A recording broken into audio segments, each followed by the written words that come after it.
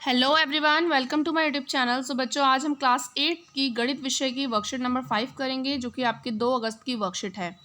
सो इस वीडियो को स्टार्ट करने से पहले सभी बच्चे इस चैनल को सब्सक्राइब कर दीजिए और वीडियो को लाइक कर दीजिए। तो चलिए वीडियो को स्टार्ट करते हैं। तो यहाँ पर हम एक चर वाले रैखिक समीकरण के बारे में पढ़ेंगे।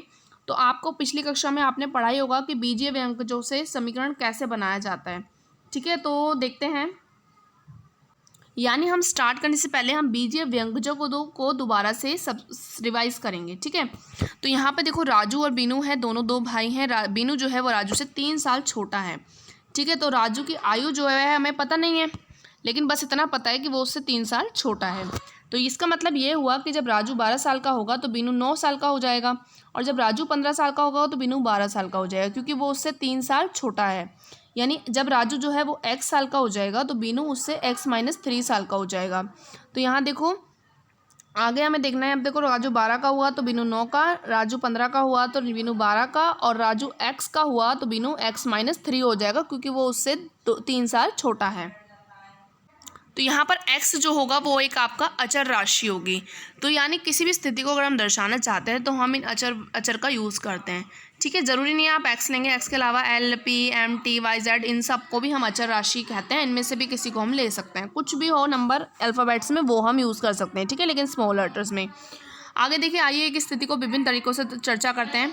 पहला कथन में देखो, आपको सरिता के पास अमीना से 10 कंचे ज़्यादा हैं। सरिता के पास 10 कंचे ज़्यादा हैं, यानी अगर अमीना के पास x कंचे हैं तो सरिता के पास x+10 हो जाएंगे, क्योंकि उसके 10 कंचे उससे ज़्यादा हैं। तो ये इसका व्यंजक रूप हो जाएगा। इसी तरीके से कथन नंबर 2 में देखो, सरिता के पास अगर कुल 20 कंचे हैं तो अमीना के उससे 10 ज़्यादा हैं। यानी अमीना के पास अगर x कंचे होंगे तो सरिता के पास x+10 कंचे होंगे, यानी x+10 दोनों मिला के 20 हो जाएंगे, क्योंकि कुल जो है वो आपके 20 हैं। ये आपका समीकरण रूप हो गया। ठीक है, आगे देखते हैं। आगे हमने देखा कि ऊपर जो है सरिता के पास कुल 20 कंचे थे, जिसमें से अमीना के पास उससे 10 ज़्यादा थे। तो इसको हमने समीकरण रूप में व्यक्त कर दिया। आओ अब इस समीकरण को समझते हैं। यानी ये जो बराबर का निशान लगाया जाता है, ये आपका अर्थ समता के चिन्ह का निशान होता है। एक चर का यूज़ करके हम क्या कर सकते हैं, रैखिक व्यंजकों से समीकरण हम बना सकते हैं। और हमेशा जो समीकरण में बायां पक्ष होगा वो दाएं पक्ष के हमेशा बराबर होगा। समीकरण के हल में हम दो पक्ष के तुलना के पलड़ों की तरह रहते हैं। उनके दोनों पक्षों में प्लस माइनस मल्टीप्लाई डिवाइड इस तरीके की सक्रियाएं भी की जा सकती हैं। तो ऊपर वाले कथन में क्या है, x+10 जो है वो 20 के बराबर है। यहाँ पर इसमें x+10 = 20 में x जो है वो चर है, और x+10 जो है वो आपका रैखिक व्यंजक कहलाएगा। और ये जो बराबर का निशान होता है ये आपका समता का चिन्ह होता है। आगे देखते हैं इसमें क्या क्वेश्चन दिए हुए हैं। तो यहाँ पे क्वेश्चन दिया हुआ है कि निम्नलिखित समीकरणों में से एक चर वाले रैखिक समीकरण छांटिए और समीकरण की क्रम संख्या पर गोला लगाइए। यानी कि क्रम संख्या जो दी हुई है इन पे गोला लगा के आपको बताना है कि इनमें से कौन सा रैखिक समीकरण है। तो देखिए, पहला x+3 = 5 है। ये भी आपका रैखिक समीकरण एक वेरिएबल में है, क्योंकि इसमें एक ही चर है। ठीक है, तो इसमें आप लगाएंगे गोला। उसके बाद है 3y+5, ये भी है तो इस पर भी गोला लगाएंगे। दूसरा ये भी है तो इस पर भी गोला लगा दीजिए। ये भी है क्योंकि इसमें t जो है एक ही चर है तो इस पर भी गोला लगाएंगे।